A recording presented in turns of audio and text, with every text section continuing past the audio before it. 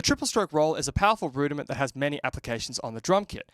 But for many drummers, as the tempo increases, either the hand tenses up or the notes just won't come out. So in today's video, I'm going to share with you a really relaxed, highly efficient technique that will really help to get fast triple strokes with ease. So let's dive in.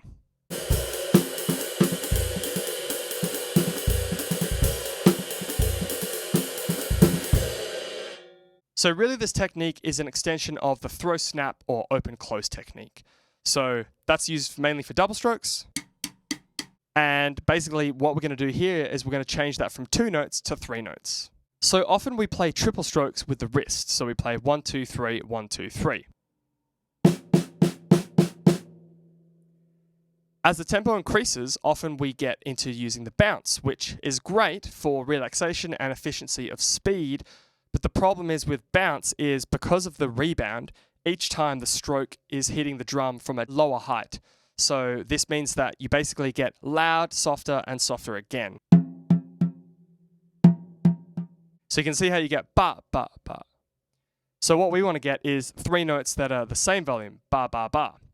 As you get faster, the triple stroke with bounce only, you'll find that you get a bit of a decrescendo towards the end of each stroke.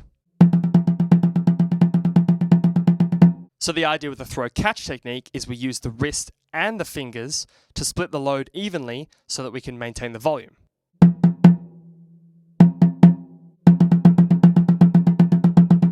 So this also is really great for up-tempo ride technique, so playing 3 notes in quick succession.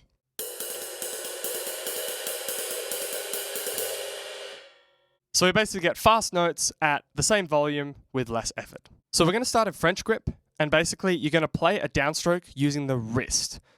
And we want to let the stick rebound back up, but the hand is going to stay down. So what we're going to do is when we play the stroke, we're going to actually relax the fulcrum and the fingers, and the stick will bounce back up, but we'll leave the hand down in this position. And this is great because our fingers can easily play the stick now. So it looks like this.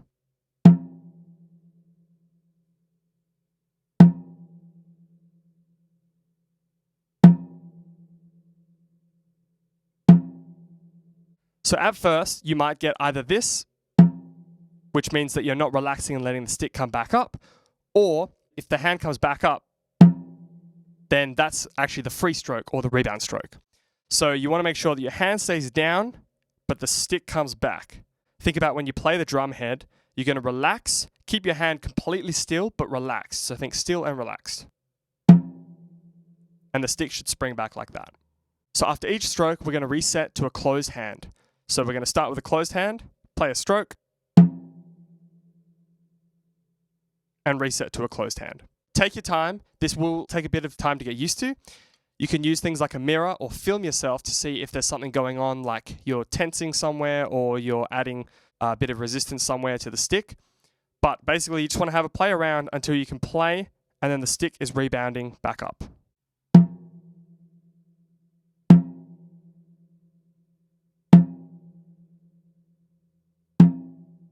Okay, so now let's have a look at stroke 2. So stroke 2, we're going to let the stick rebound.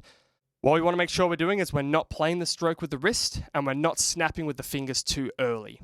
So this should be purely just rebound. So this can be kind of tricky to do at a slow tempo. So what I like to do is I like to play a stroke and then just relax my hand and lean it forward slightly.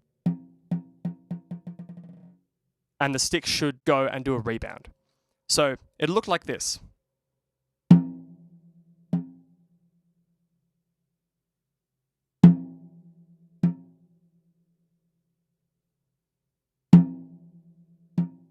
So we're making sure that we're not playing that stroke with the wrist. We don't want to go. And we're also not using the fingers to snap. So we want to make sure that we're not going. So that's the technique you use for double strokes. Throw, snap, throw, snap. But this is kind of throw and snap. So make sure you're playing a stroke and then relaxing and letting the stick rebound once. So this can be tricky. As you get faster, this does get a little bit easier. So when you play on a surface like the ride cymbal,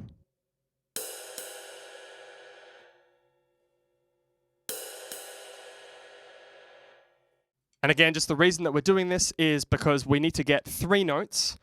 The first one's the wrist, and the third one's going to be the finger snap. So the middle stroke has to be a freebie. So there's an extra little rebound in there.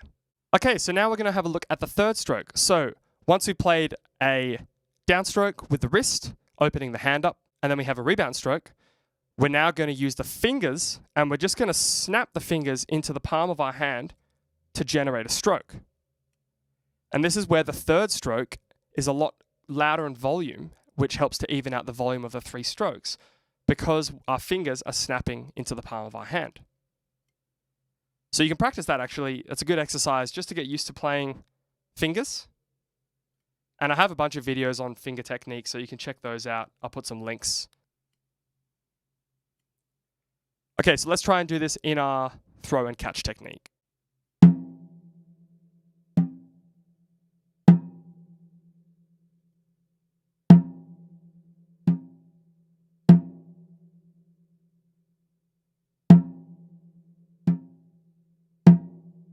I'll play some on the right cymbal now just so you can see.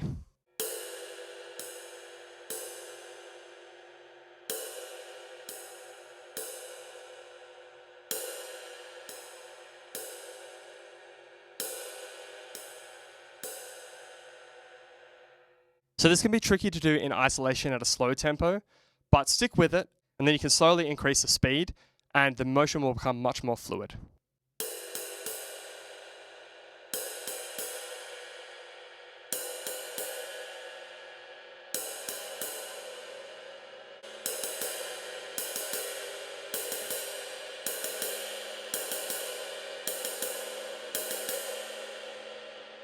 Now, the last motion we have to add is kind of a combination of the third motion, but it's to reset, because if we play throw and catch and we're down, then how are we supposed to do the next set of 3? So what we're going to do now is we're going to add a 4th step, which is just to reset the wrist.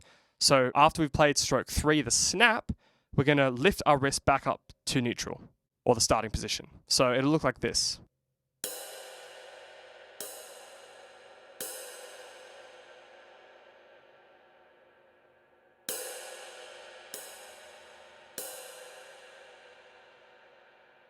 Now, once you can do that, we're going to combine stroke 3 and the lift 4. So essentially what we get in the last one is we're going to snap and lift our wrist up at the same time. Now, if you lift too early before you snap, then you're going to miss the cymbal like this. And if you lift too late, then you're accidentally adding that 4th step, which is going to slow us down because we don't want to go play and then lift. So have a bit of a play around with the timing there, but it should be one fluid motion.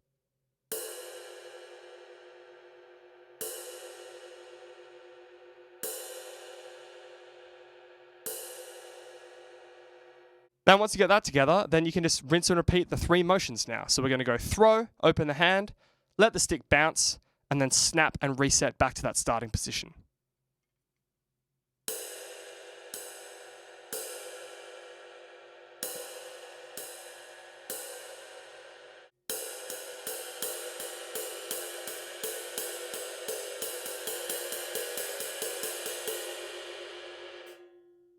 So you can even get a bit of a 3 in a row there. So some common things to avoid, just a reminder, is don't play the second note with the wrist, because as the tempo increases, you won't be able to play that fast. And the other one is to make sure that you don't finger snap on the second stroke.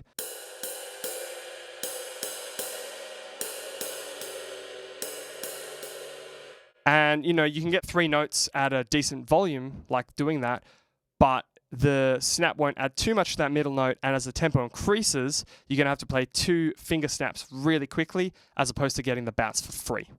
And really, then you're just kind of playing the first and last note.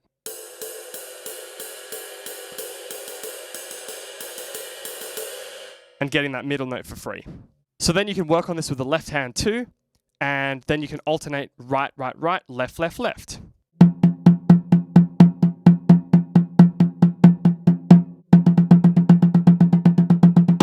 So work on these really slowly until the motion becomes more familiar. And, you know, this can be really useful for that up-tempo jazz, as I said. So, or even like if you're playing a Samba pattern or something like that, where you want to play 3 notes in a row, or even funk. This can be great for those.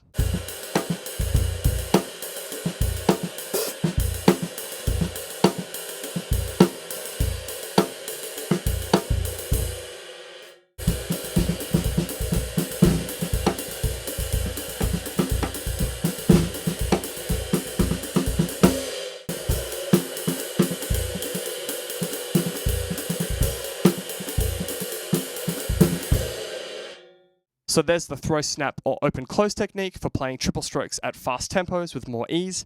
And if you want to have a look at some techniques to play double strokes, then check out this video here on how to do that.